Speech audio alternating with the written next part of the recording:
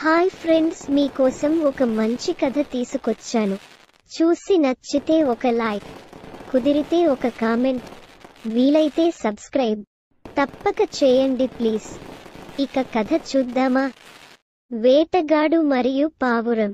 Hunter ఒకసారి పావురాల గుంపు ఆహారం కోసం తమ ఇంటి నుండి చాలా దూరం వెళ్ళింది. మైళ్ళు మైళ్ళు ఎగురుతూ వారంతా బాగా అలసిపోయారు. చివరగా పావురం ఒకటి మర్రి చెట్టు కింద చెల్లాచెదురుగా ఉన్న అన్నాన్ని చూసింది. నా మిత్రులారా రండి, పావురం రాజు, తిందాం.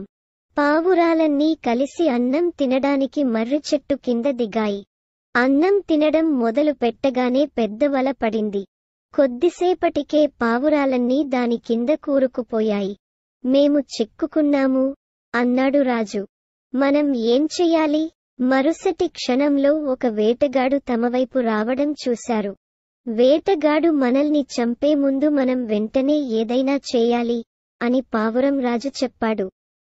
పావురాలన్నీ చాలా భయపడిపోయాయి. పావురాల రాజు చాలా తెలివైనవాడు. అతను తనను తాను ప్రశాంతంగా ఉంచుకున్నాడు. నాకు ఒక ఆలోచన ఉంది. మనం కలిసి పని చేయాలి. మనమందరం మాతో పాటు నెట్లోకి ఎగురుతాము.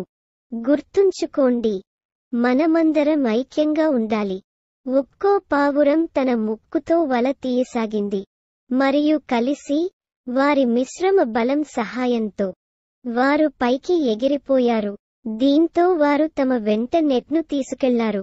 వలపన్ని ఆకాశంలో ఎగురుతున్న పక్షులను చూసి వేటగాడు ఆశ్చర్యపోయాడు. అతను చాలా దూరం వారి వెనుక పరుగెత్తాడు, కాని వారిని పట్టుకోలేకపోయాడు. వారు కొండలు మరియు లోయల మీదుగా ఎగురుతూనే ఉన్నారు. చివరికి వారు దేవాలయాల నగరానికి సమీపంలో ఉన్న ఒక కొండకు చేరుకున్నారు. అక్కడ పావురం రాజు యొక్క పాత స్నేహితుడు ఎలుక నివసించారు. పావురం రాజు: ఇక్కడ నివసించే ఎలుక నాకు చాలా మంచి స్నేహితుడు. అతను ఖచ్చితంగా మాకు సహాయం చేస్తాడు. రాజు గొంతు విని ఎలుక తన రంధ్రం నుండి బయటకు వచ్చింది. పావురాలను, వాటి రాజు వలలో చిక్కుకోవడం చూసి ఆశ్చర్యపోయాను. పావురం రాజు తన పళ్లతో నెట్ని కొరికి వాటిని విడిపించమని ఎలుకకు చెప్పాడు. ఎలుక వెంటనే తన పదునైన పళ్లతో వలను కోయడం ప్రారంభించింది. కొద్దిసేపటికే పావురాలన్నీ ఒక్కొక్కటిగా విడిపించబడ్డాయి. వారు స్వేచ్ఛగా ఉన్నందుకు చాలా సంతోషించారు. తమ ప్రాణాలను కాపాడిన ఎలుకకు కృతజ్ఞతలు తెలుపుతూ కలిసి ఇంటికి తిరిగి వెళ్లారు. నీతి: మనం ఐక్యంగా ఉంటే ఎవరూ మనకు హాని చేయలేరు. తాబేలు మరియు హంస. ఒకప్పుడు అడవి ఉండేది. ఒక తాబేలు నివసించే పెద్ద చెరువు ఉంది. 2 హంసలు అతని స్నేహితులు. చెరువు వద్దకు హంసలు వచ్చేవి. ఈ ముగ్గురు స్నేహితులు కలిసి ఆడుకుంటూ ఎక్కువ సమయం గడిపేవారు. ఏడాదిలోపే దేశంలో కరువు వచ్చింది. చాలాసేపు వర్షం పడలేదు. సరస్సులు, నదులు, చెరువులన్నీ ఎండిపోవడం ప్రారంభించాయి. మనుషులు, జంతువులు, పక్షులు చనిపోవడం ప్రారంభించాయి. కాబట్టి హంసలు మరొక ప్రదేశానికి వెళ్లాలని నిర్ణయించుకున్నారు. అది విన్న తాబేలు: మిత్రులారా, నన్ను విడిచిపెట్టవద్దు, దయచేసి నన్ను మీతో తీసుకెళ్ళండి అని చెప్పింది. అయితే మేం ఎలా చేయగలం? మీరు మాలాగా ఎగరలేరు అని హంసలు తాబేలుతో అన్నారు. అయితే కాస్త ఆలోచించిన తర్వాత ఒక హంస మనమంతా కర్ర సహాయంతో ఎగరవచ్చు అని సూచించింది. ఎలా? తాబేలు ఆశ్చర్యంగా అడిగింది. హంసలు: మేమిద్దరం మా ముక్కులతో కర్ర చివరలను పట్టుకుంటాము. మీరు మీ నోటితో కర్ర మధ్యలో పట్టుకోవాలి. అప్పుడు మేము నెమ్మదిగా సురక్షితంగా ఎగిరిపోతాము. తాబేలుకు ఆ ఆలోచన నచ్చి పథకం ప్రకారం పని చేయడానికి అంగీకరించింది. అయితే పంతులు, మనం గాలిలో ఉండగా ఒక్క మాట కూడా మాట్లాడకు, లేకుంటే నీ బ్యాలెన్స్ తప్పి కింద పడిపోతావు అని హెచ్చరించింది. తమ పథకం ప్రకారం హంసలు బలమైన కర్రను తెచ్చారు. కర్ర పట్టుకుని హంసలు ఆకాశంలోకి ఎగిరిపోయాయి. తాబేలు మధ్యలో నుండి కర్రను నోటిలో పట్టుకుంది. పొలాలు, కొండలు, లోయల మీదుగా ఎగిరిపోయాయి. చివరగా వారు ఒక నగరం మీదుగా ప్రయాణించారు. ఆకాశంలో ఈ వింత దృశ్యాన్ని నగర ప్రజలు చూశారు. తాబేలు గాలిలో ఎగరడం అతను ఇంతకు ముందు చూడలేదు. వారు చప్పట్లు కొట్టి, "చూడండి, ఎంత అద్భుతంగా ఉన్నాయో! 2 పక్షులు తాబేలును ఆకాశంలోకి తీసుకువెళుతున్నాయి." ప్రజలు తనపై అరుస్తూ ఎగతాళి చేయడం తాబేలుకు నచ్చలేదు. అతను తన కోపాన్ని అదుపు చేసుకోలేక, "ఈ మూర్ఖులు ఎందుకు ఇలా అరుస్తున్నారు?" అన్నాడు. మాట్లాడేందుకు నోరు తెరవగానే పట్టు తప్పి పడిపోయాడు. అతను నేలపై పడిపోయినప్పుడు అతను చనిపోయాడు. నీతి: మీరు మాట్లాడే ముందు లేదా చర్య తీసుకునే ముందు ఆలోచించండి. నమ్మకమైన ముంగిస. పూర్వం ఒక బ్రాహ్మణుడు తన భార్యతో కలిసి ఒక గ్రామంలో ఉండేవాడు. అతనికి ఒక చిన్న కొడుకు ఉన్నాడు. అతను చాలా ప్రేమిస్తాడు. ఒక సాయంత్రం బ్రాహ్మణుడు ఇంటికి తిరిగి వచ్చినప్పుడు అతను తనతో ఒక చిన్న ముంగిసను తీసుకువచ్చాడు. ఈ చిన్న ముంగిస త్వరలో పెరిగి తమ కొడుకు పెంపుడు జంతువుగా మారుతుందని అతను తన భార్యతో చెప్పాడు. పిల్ల మరియు ముంగిస రెండూ త్వరగా పెరిగాయి. క్రమంగా ఆ దంపతులు ముంగిసను తమ సొంత బిడ్డలా ప్రేమించడం ప్రారంభించారు. ఒకరోజు బ్రాహ్మణుడి భార్య బజారుకు వెళ్లాలనుకుంది. ఆమె తన కుమారునికి తినిపించి అతని చిన్న తొట్టిలో ఉంచింది. తద్వారా అతను నిద్రపోయాడు. వెళ్లే ముందు భర్తతో, "నేను బజారుకి వెళుతున్నాను. పిల్లవాడు నిద్రపోతున్నాడు. నువ్వు అతనిని చూసుకో. నా బిడ్డను ఈ ముంగిసతో విడిచిపెట్టడం నాకు ఇష్టం లేదు." బ్రాహ్మణుడు: "భయపడకు. మన పెంపుడు జంతువు మన బిడ్డలాగా ముద్దుగా, ప్రేమగా ఉంటుంది. పిల్లవాడిని చూసుకుంటాడు" అన్నాడు. బ్రాహ్మణుని భార్య బజారుకు వెళ్ళింది. బ్రాహ్మణుడు కూడా నడక కోసం బయలుదేరాడు. కొంతకాలం తర్వాత అతని భార్య కిరాణా సామాను బుట్టతో తిరిగి వచ్చింది. ముంగిస తన కోసం ఎదురు చూస్తున్నట్లుగా తలుపు బయట కూర్చోవడం చూశాడు. ముంగిసను చూడగానే పరిగెత్తుకు వచ్చి స్వాగతం పలికాడు. కాని బ్రాహ్మణుడి భార్య ముంగిస రక్తంతో ఉన్న నోటిని చూసి ఆశ్చర్యపోయింది. "రక్తం" అని అరిచింది. "నా కొడుకును చంపావు." ఆలోచించకుండా బరువైన ట్రంక్ తీసుకున్నాడు. దానిని ముంగిసపైకి విసిరాడు. పేద పెంపుడు ముంగిస చనిపోయింది. ఆమె నేరుగా తన పిల్లల గదికి పరుగెత్తింది. తన ఊయలలో గాఢంగా నిద్రిస్తున్న చిన్నారిని చూశాడు. ఊయల దగ్గర ఓ నల్లపాము చచ్చిపోయి రక్తంతో తడిసిపడి ఉండడం చూసి చాలా ఆశ్చర్యపోయాడు. ఇప్పుడు ఏమి జరిగిందో అతనికి అర్థమైంది. ముంగిస కోసం వెతుకుతూ గదిలోంచి బయటకు పరుగెత్తింది. అతను చనిపోయాడు. "పామును చంపి నా బిడ్డను కాపాడావు" అంటూ రోదించింది. అతను తన చర్యలకు చింతిస్తున్నాడు. కాని చాలా ఆలస్యమైంది. ఇంతలో బ్రాహ్మణుడు కూడా ఇంటికి వచ్చాడు. ముంగిస తలుపు బయట నిశ్శబ్దంగా పడి ఉండడం చూశాడు. అతని భార్య అతనికి నిజం చెప్పింది. ఇద్దరికీ బాధగా అనిపించింది. పాఠం: ఏ పనిని తొందరపడి చేయకండి. Blue jackal. ఒకప్పుడు ఒక నక్క ఆహారం కోసం అక్కడ మరియు ఇక్కడ తిరుగుతుంది. కాని అతనికి తినడానికి ఏమీ దొరకలేదు. అలసటతో మరియు ఆకలితో అతను నడక కొనసాగించాడు మరియు తరువాత ఒక నగరానికి చేరుకున్నాడు. అకస్మాత్తుగా అతనికి కొన్ని కుక్కల అరుపులు వినిపించాయి. భయంతో ప్రాణాలను కాపాడుకునేందుకు పరుగులు తీశారు. అతను ఒక అద్దకందారుని ఇంట్లోకి ప్రవేశించాడు. ఇంటి ప్రాంగణంలో నీలిరంగు పూసిన పెద్ద టబ్ ఉంది. తోడేలు అందులోకి దూకింది. కుక్కలు వెళ్లిపోయాయని నిర్ధారించుకునే వరకు నక్క టబ్లోనే ఉండిపోయింది. టబ్లోంచి బయటకు రాగానే శరీరం మొత్తం నీలం రంగులోకి మారడం చూసి ఆశ్చర్యపోయాడు. అతను చాలా భిన్నంగా కనిపించాడు. అతను త్వరగా అడవిలోకి వెళ్లాడు. అతన్ని చూసి జంతువులన్నీ భయంతో పారిపోయాయి. ఇంత విచిత్రమైన నీలిరంగు జంతువును అతను ఇంతకు ముందు చూడలేదు. ఇదంతా చూస్తుంటే అతని మనసులో ఒక ఆలోచన మెదిలింది. నక్క జంతువులతో మాట్లాడుతూ, మీరెందుకు భయపడుతున్నారు? తిరిగి వచ్చి నా మాట వినండి. జంతువులన్నీ ఒక్కొక్కటిగా అతని దగ్గరకు వెళ్ళాయి. నక్క, భయపడకు. నీకు రాజుగా ఉండటానికే దేవుడు నన్ను ఇక్కడికి పంపాడు. నేను నిన్ను రక్షిస్తాను. నిన్ను బాగా చూసుకుంటాను అంది. జంతువులన్నీ అతనిని నమ్మి తమ రాజుగా అంగీకరించాయి.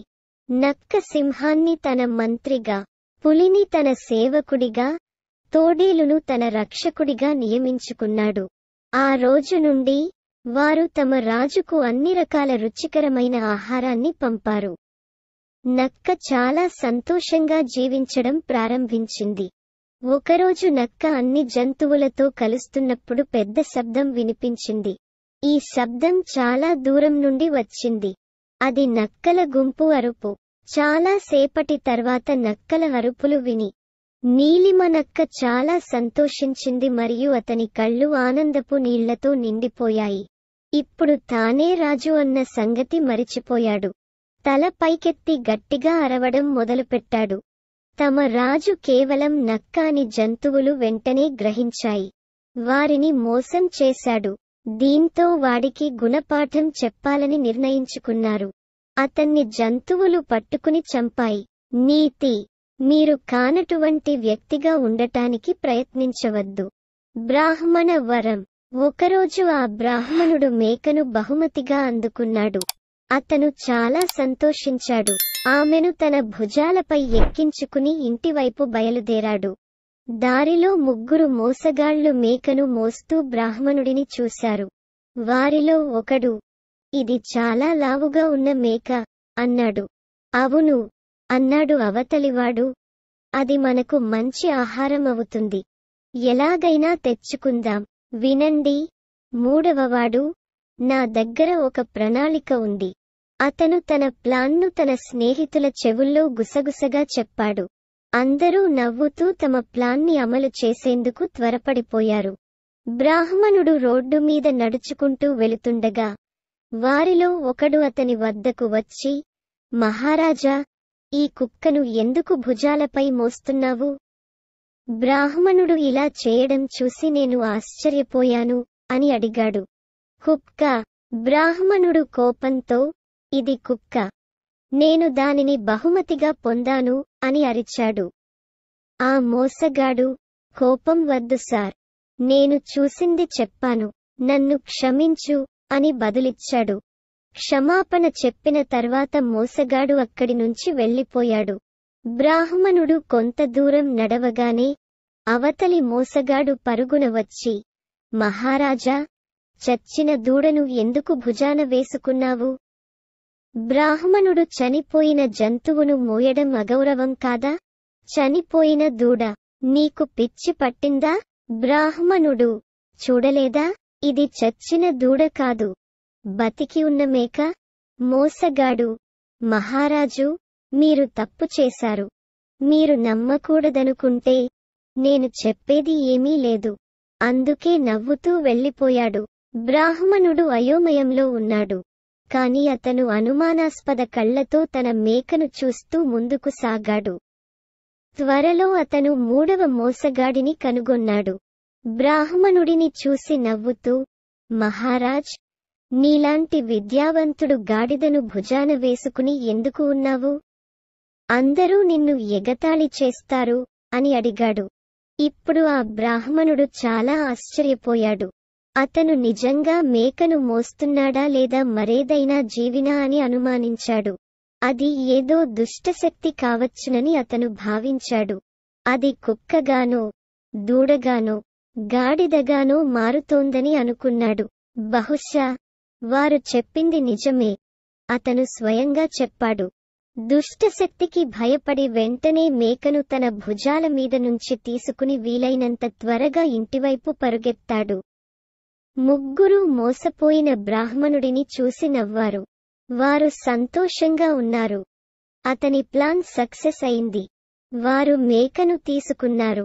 అనంతరం రుచికరమైన భోజనాన్ని ఆస్వాదించారు.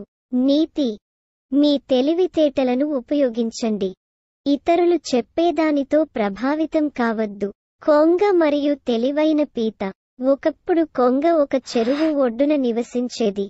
చెరువులో చాలా చేపలు ఉన్నాయి కాబట్టి క్రేన్ తినడానికి సరిపోతుంది. క్రేన్ పాతది మరియు బలహీనంగా ఉండటంతో అతనికి చేపలను పట్టుకోవడం చాలా కష్టంగా మారింది. చాలాసార్లు తిండి లేకుండా బతకాల్సి వచ్చింది. ఆకలితో చచ్చిపోతానేమోనని భయపడ్డాడు. అతను ఒక ప్రణాళిక ఆలోచించాడు. ఒకరోజు అతను విచారంగా ముఖంతో చెరువు దగ్గర నిలబడి ఉన్నాడు. చేపలు పట్టే ప్రయత్నం కూడా చేయలేదు. ఒక పీత అతని దగ్గరకు వెళ్ళి, అంకుల్, మీరు ఎందుకు విచారంగా ఉన్నారు? మీరు చేపలు పట్టడానికి కూడా ప్రయత్నించడం లేదు? కొంగ బదులిచ్చింది, నేను నా జీవితమంతా ఈ చెరువులోనే గడిపాను. కానీ ఇప్పుడు పరిస్థితి మారుతోంది. కొంతమంది ఈ చెరువును మట్టితో నింపబోతున్నారు. వారు దానిపై పంటలు పండిస్తారు. అందుకే చెరువులోని చేపలన్నీ నేను త్వరలో చనిపోతాను. నాకు ఆహారం లేకుండా పోతుంది. ఈ విషాద వార్త విన్న చెరువులో ఉన్న చేపలు, పీతలు, కప్పలు ఆందోళనకు గురయ్యాయి. ముసుగులు ధరించిన అందరూ కొంగను అడిగారు, మేము ఇప్పుడు ఏమి చేయాలి?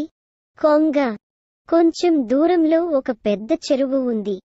అక్కడ మీరందరూ క్షేమంగా ఉంటారు. మీకు కావాలంటే నేను అక్కడికి తీసుకెళ్తాను అని సూచించింది. సహాయం చేసినందుకు అందరూ కొంగకు కృతజ్ఞతలు తెలిపారు. కొంగ ఒకేసారి కొన్ని చేపలను తీసుకోవడానికి అంగీకరించింది. తన మొదటి ప్రయాణంలో అతను తన ముక్కులో కొన్ని చేపలను తీసుకున్నాడు. కానీ వాటిని చెరువు వద్దకు తీసుకెళ్లకుండా సమీపంలోని కొండపైకి తీసుకెళ్లాడు. అతను వాటిని కొండపైకి విసిరాడు. అందుకే ఆమె చనిపోయింది. అతను వాటిని తిన్నాడు. అప్పుడు అతనికి ఆకలి అనిపించినప్పుడు అతను మరొక ప్రయాణానికి వెళ్ళాడు. ఇలా పెద్ద చెరువులో చేపలు తీసుకెళ్తాననే నెపంతో ఒక్కొక్కటిగా తింటూనే ఉన్నాడు. త్వరలో అతను ఆరోగ్యంగా మరియు బలంగా ఉన్నాడు. ఇంకా చెరువులో ఉన్న పీత కూడా ఏదైనా సురక్షిత ప్రాంతానికి వెళ్లాలనిపించింది. కొంగను వేరొక చెరువు వద్దకు తీసుకెళ్లమని కోరాడు. కొంగ చేపలు తింటూ విసిగిపోయింది. ఇప్పుడు వేరే ప్రయత్నం చేస్తే బాగుంటుందని అనుకున్నాడు. కాబట్టి అతను తన తదుపరి పర్యటనలో పీతను వెంట తీసుకెళ్లడానికి అంగీకరించాడు. కొంగ దానిని ఎత్తుకుని ఎగిరిపోవడంతో పీత సంతోషించింది. కాసేపయ్యాక పీత, మామయ్య, పెద్ద చెరువు ఎక్కడ ఉంది? హా హా నవ్వింది క్రేన్. మీకు ఆ కొండ శిఖరం కనిపించడం లేదా? అక్కడికే వెళ్తున్నాం. పీత కిందకి చూసేసరికి అక్కడ పడి ఉన్న చేపల ఎముకల కుప్పలు కనిపించాయి. తెలివైన క్రాబెట్ ఒకసారి చెడ్డ క్రేన్ యొక్క ఉపాయాలను అర్థం చేసుకున్నాడు. సహనం కోల్పోకుండా క్రేన్ మెడ చుట్టూ పదునైన గోళ్లను బిగించాడు. క్రేన్ పీత పట్టు నుండి విడిపించుకోవడానికి చాలా కష్టపడింది. కానీ అతను ఈ పని చేయలేకపోయాడు. వెంటనే క్రేన్ గట్టిగా ఊపిరి పీల్చుకోవడం ప్రారంభించాడు. నేలపై పడి చనిపోయాడు. నీతి: అత్యాశ మంచిది కాదు. సోమరి స్వాప్నికుడు. పూర్వం ఒక చిన్న గ్రామంలో ఒక పేద బ్రాహ్మణుడు ఉండేవాడు. అతను పండితుడు, కానీ రోజంతా ఏమీ చేయలేదు. అతను తన జీవనోపాధి కోసం అడుక్కోవలసి వచ్చింది.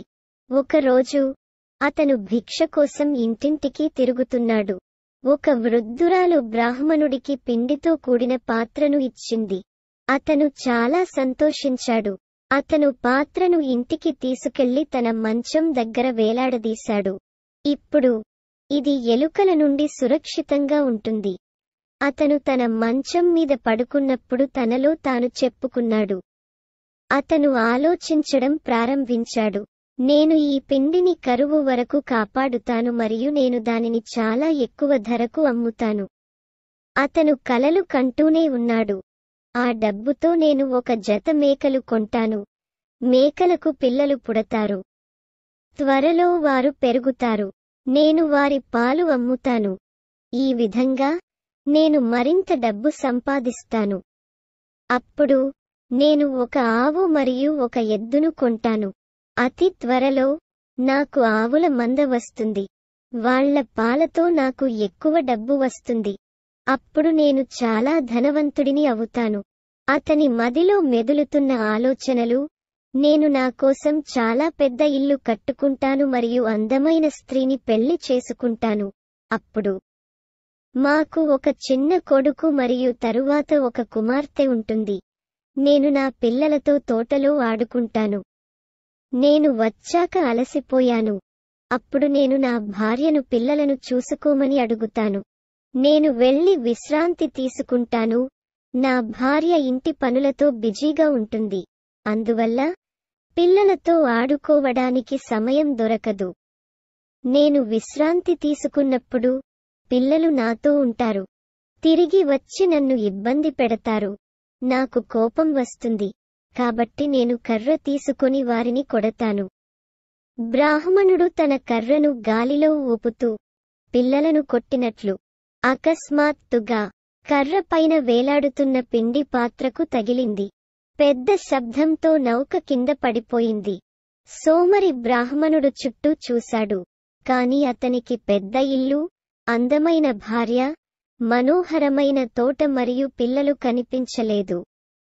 అతనికి కనిపించినదంతా విరిగిన కుండ మరియు ఇసుక నేలపై విస్తరించిన పిండి. నీతి: ప్రస్తుత క్షణం జీవితంలో అత్యంత ముఖ్యమైన క్షణం.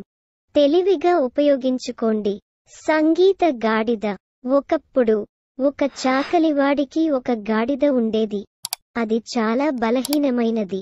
పగలంతా బట్టల భారం మోయాల్సి వచ్చేది. అతని యజమాని అతనికి సరిగ్గా ఆహారం ఇవ్వలేదు. అందుకని రాత్రివేళ పక్కనే ఉన్న పొలాల్లోకి వెళ్లి పంటలు తినేవాడు. ఒకసారి అతను ఒక నక్కను కలిశాడు. వారు మంచి స్నేహితులయ్యారు. ఇద్దరూ కలిసి ఆహారం వెతుక్కుంటూ తిరిగారు. ఒక రాత్రి వారు పండిన దోసకాయలతో నిండిన పొలాన్ని కనుగొన్నారు. వీలైనంత తిని రోజూ అక్కడికి వెళ్లి దోసకాయలు తినాలని నిర్ణయించుకున్నాడు. వెంటనే గాడిద లావుగా మరియు ఆరోగ్యంగా మారింది. ఒక రాత్రి భోజనం చేసిన తర్వాత గాడిద చాలా సంతోషించింది. అతను నక్కతో, చూడు ప్రియా, ఆకాశంలో చంద్రుడు మెరుస్తున్నాడు. రాత్రి ఆహ్లాదకరంగా ఉంది మరియు నేను పాడాలని భావిస్తున్నాను. నక్క అతనితో, మూర్ఖుడవు, నువ్వు పాడితే దగ్గరలో నిద్రిస్తున్న రైతులు నిద్రలేచి మమ్మల్ని కొడతారు. కానీ గాడిద అతని మాట వినడానికి మూడ్లేదు. గాడిద, నీకు సంగీతం మీద రుచి లేదు. ఏం జరిగినా నేను పాడతాను అంది. నక్క అతన్ని హెచ్చరించింది. నువ్వు పాడకుంటే బాగుండేది. నీ గొంతు కూడా మధురంగా లేదు. కానీ నక్క తనపై అసూయపడుతున్నట్లు గాడిద భావించింది. నేను మధురంగా పాడలేనని అనుకుంటున్నావా? ఇప్పుడు నా మాట విను అన్నాడు. అతను పాడటానికి తల పైకెత్తాడు. గాడిద పాడటం చూసి నక్క అతనితో, మిత్రమా, నీకు కావలసినంత పాడవచ్చు. నేను మీకోసం బయట వేచి ఉంటాను. మరియు అతను మైదానం నుండి పారిపోయాడు. పొలంలో గాడిద అరుపులు విని నిద్ర లేచిన రైతులు చేతుల్లో కర్రలతో అక్కడికి చేరుకున్నారు. గాడిద ప్రమాదాన్ని పట్టించుకోకుండా ఆనందంగా పాడుతూ బిజీగా ఉంది.